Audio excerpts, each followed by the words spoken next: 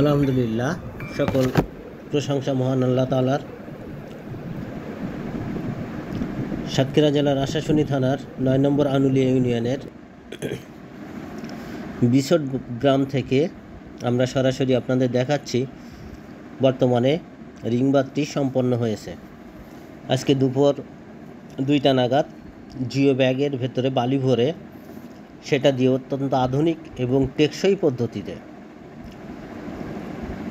এই রিংবাদের কাজটি সম্পন্ন করা হলো। এখানে সকল শ্রেণী পেশার মানুষের অক্লান্ত পরিশ্রমে আজকের এই কাজটি সম্পন্ন হয়ে গেল। এখানে বিশেষভাবে উল্লেখ্য যে সেনাবাহিনীর সরাসরি তত্ত্বাবধানে জেলা প্রশাসক, ইউনো মহোদয় সহ সকলেই খুবই আন্তরিকতার সঙ্গে এই কাজটি সম্পন্ন করেছেন। এখানের উপকূলবাসীর দীর্ঘদিনের যে চাওয়া টেকসই বেড়িবাঁধ, সেটা কোনোভাবেই আশাশুনি উপজেলার এই যে 3টা ইউনিয়ন আনুলিয়া, প্রতাপনগর, বটদল, খাজরা, 3টা না 4টা ইউনিয়নের মানুষ, পাশাপাশিও শ্রীউলা আছে, আশাশুনি আছে, এখানে টেকসই বেড়িবাঁধ নির্মাণ ছাড়া কোনোভাবেই বসবাস উপযোগী নয়। অর্থাৎ মানুষ যদি এখানে জনবসতি থাকতে হয়, সেক্ষেত্রে অবশ্যই টেকসই, আধুনিক এবং দীর্ঘমেয়াদী পরিকল্পনার মাধ্যমে এই বেড়িবাঁধগুলো নির্মাণ করতে হবে।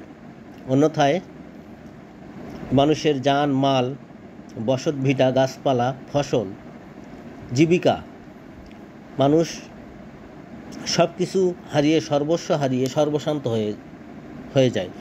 আমরা বিগত দিনে দেখছি শ্রীউলা,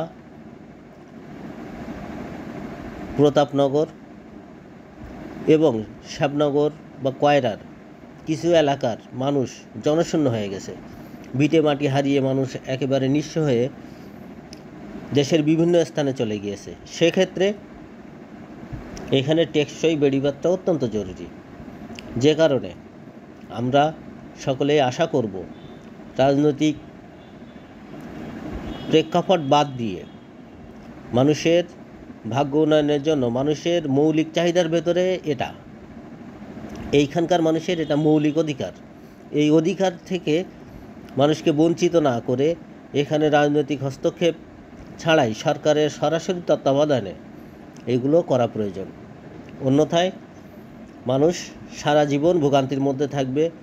মানুষের বসত বাড়ি, ঘর বাড়ি, ফসল, গাছপালা এবং বংশ পরম্পরায় মানুষ যে জীবিকা নির্বাহ করে, এখানে বসবাস করে, সেটা সম্পূর্ণরূপে বিলীন হয়ে যাবে। এটা একটা শূন্য জনপদ হয়ে যাবে। আশাশুনির মানুষ হিসাবে আমিও আশা করি, আমিও চাই, আমরা সবাই চাই সকল দল মত জাত ধর্মের ঊর্ধ্বে উঠে টেকসই বেড়িবাঁধ নির্মাণ করা হোক, যাতে মানুষ তাদের পৈতৃক ভিটে হারা না হয়, মানুষকে উচ্ছেদ হতে না হয়, মানুষকে পথে নামতে না হয়। সেই জন্য সকলের দৃষ্টি আকর্ষণ করে, সকলের সহযোগিতা কামনা করে, সকলে একসঙ্গে কাঁধে কাঁধ মিলিয়ে এইভাবে প্রাকৃতিক দুর্যোগের বিরুদ্ধে রুখে দাঁড়াতে হবে। আর একটা কথা না বললেই নয় যে এটা প্রাকৃতিক দুর্যোগ নয়, এটা